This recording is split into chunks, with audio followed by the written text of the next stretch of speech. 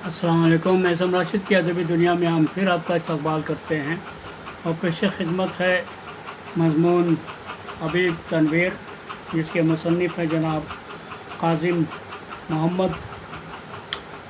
आप एक अच्छे ड्रामा राइटर हैं, डायरेक्टर हैं, प्रोड्यूसर हैं, अपना ग्रुप चलाते हैं दिल्ली में और दिल्ली यूनिवर्सिटी के प्रोफेसर हैं काज़िम मोहम्मद। उनका मैं बहुत बहुत शुक्रिया अदा करता हूँ कि उन्होंने बहुत ही खूबसूरत मज़मून, बहुत ही बामक़सद मज़मून जो है उन्होंने पेश किया है। चूँकि उर्दू में उन्होंने लिखा है तो ज़ाहिर बात है कि तमाम चीज़ें जो उर्दू पढ़ते हैं उन्हीं के लिए उन तक पहुँची होंगी।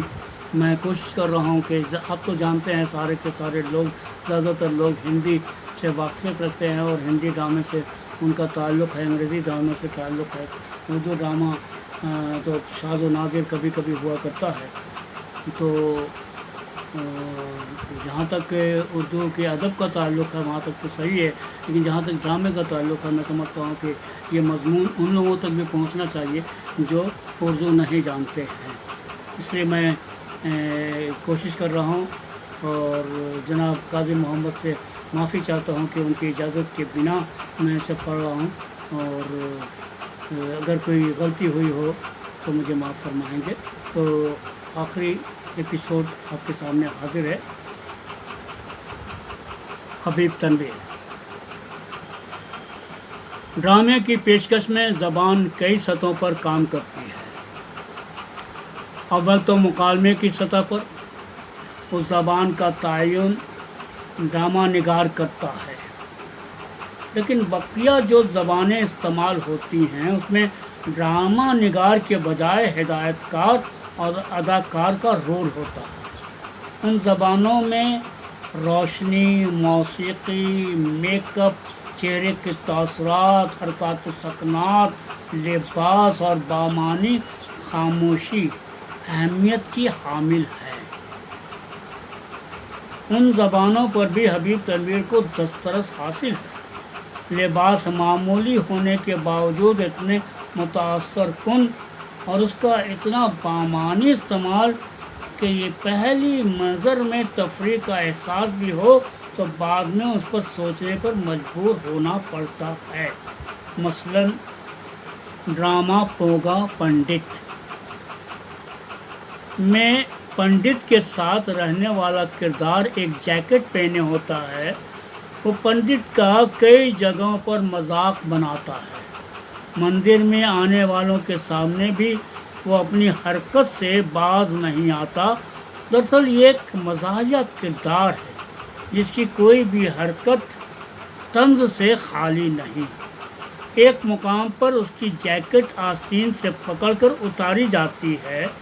पंडित जी के हाथ में जैकेट झूलती है, तब मालूम होता है कि वो जैकेट नहीं पतलून है जिसे जैकेट की तरह पहना गया था। अब ज़रा गौर करें तो दो सतह पर ये काम करता है। अव्वल तो पतलून को जैकेट बनाकर पहनना अपने आप में तख्लीकी अमल है। दोयम और सबसे अहम ये कि पाँव में पहनने वाली चीज़ को बदन में पहनना। हमें इल्म है कि आज ज़माना कौन सी चाल चल रहा है और जाने अनजाने दोनों सतह पर हमने कदम रखने वाली शय को सर पर बिठा रखा है और ऐसा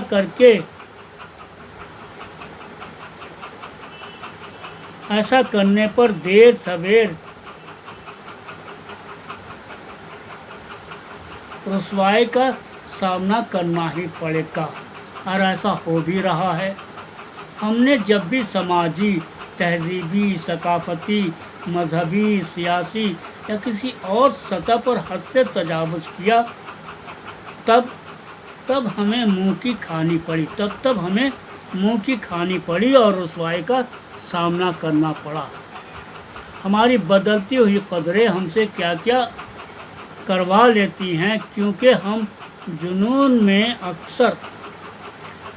में आकर बगैर सोचे समझे बहुत से ऐसे काम करते हैं जिसे न करने में بھلائی ہوتی ہے، لیکن اسے کرنے کے بعد رسوا ہوتے ہیں یا اپنا مذاق خود بنتے ہیں۔ ان تمام نکات کی جانب حبیب صاحب نے اکثر اپنے ڈراموں کے ذریعہ نشاندہی کی ہے، اور ناظرین کے ساتھ ساتھ دانشوروں نے بھی اس کو سراہا ہے۔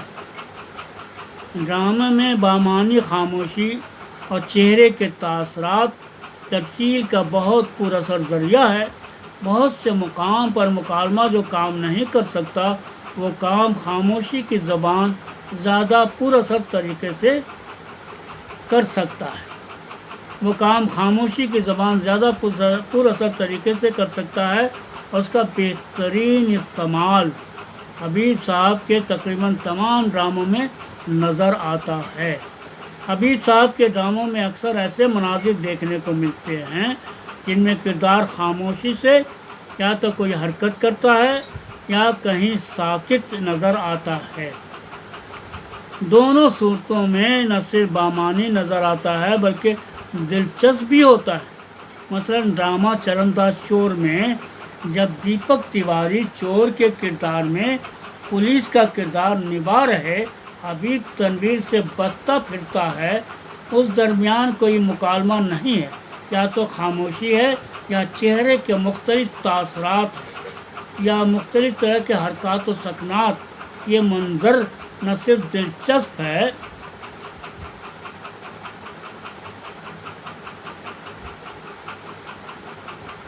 بلکہ کئی سطح پر بامعنی بھی۔ اس منظر میں چور مختلف مقامات سے گزرتا ہے، کبھی سڑک سے تو کبھی پیڑ پودوں کے درمیان سے، کبھی کسی بابا کے کٹیا سے تو کبھی مندر میں کھڑے بھکتوں کے درمیان سے۔ جب چور مندر میں کھڑے بھکتوں کی لمبی قطار کے درمیان سے گزرتا ہے تو وہ منظر نہ صرف دیکھنے کے لائق ہے بلکہ سمجھنے سے زیادہ تعلق رکھتا ہے۔ یہاں ایک جانب اندھے بھکت کی بھیڑ ہے تو دوسری طرف چور اور سپاہی کے ذریعہ اس اندھی تقلید کی نفی صاف دکھائی دیتی ہے، جو آگے چل کر اور بامعنی ہو جاتا ہے کہ ایک چور تفریح میں دیے گئے وچن پر پورے اعتماد سے قائم رہتا ہے اور بقیہ لوگ کبھی اس کا پالن نہیں کرتے۔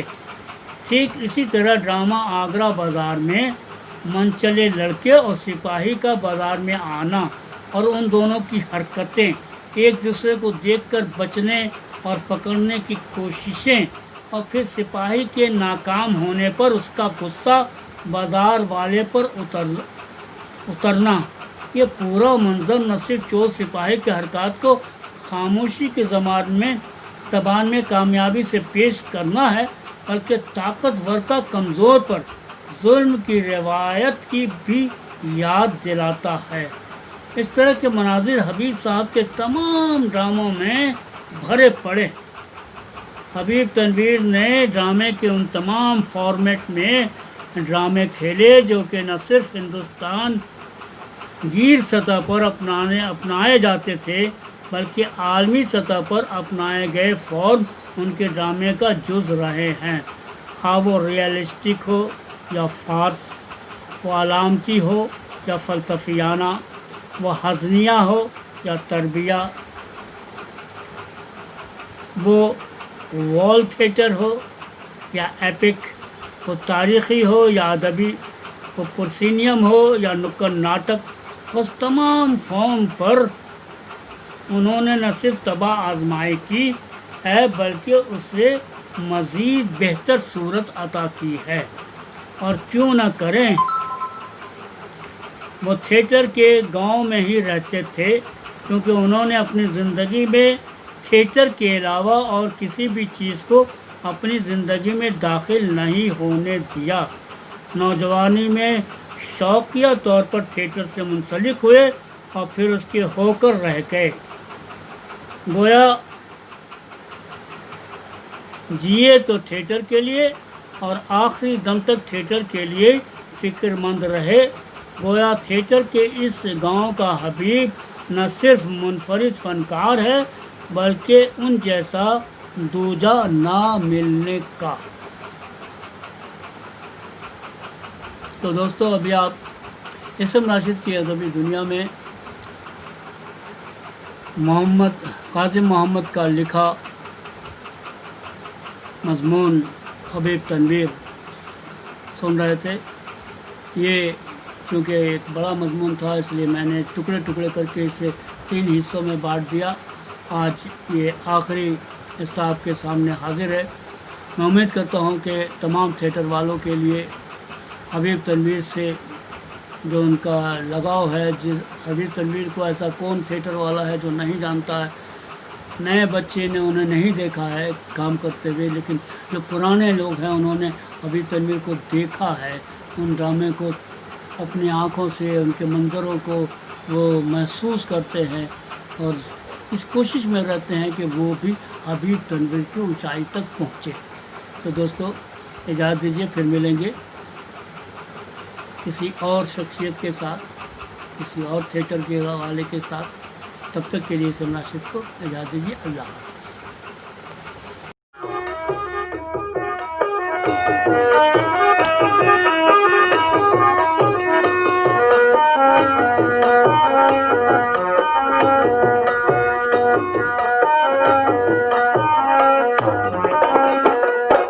जब हम भी चले साथ चला रीछ का बच्चा, जब हम भी चले साथ चला रीछ का बच्चा, अजी जब हम भी चले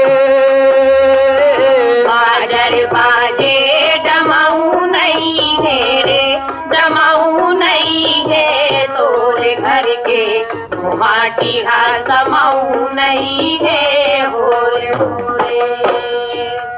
कल राह में जाते जो मिला रीछ का बच्चा, ले आए वही हम भी उठा रीछ का बच्चा, सोने मते खा खा के पला रीछ का बच्चा, इस वक्त बड़ा रीछ हुआ रीछ का बच्चा, जब हम भी चले साथ चला रीछ का बच्चा, अजी जब हम भी चले बाजर बाजे डमाऊ नहीं है रे, डमाऊ नहीं है तोरे घर के माटी हा समाऊ नहीं है होरे होरे।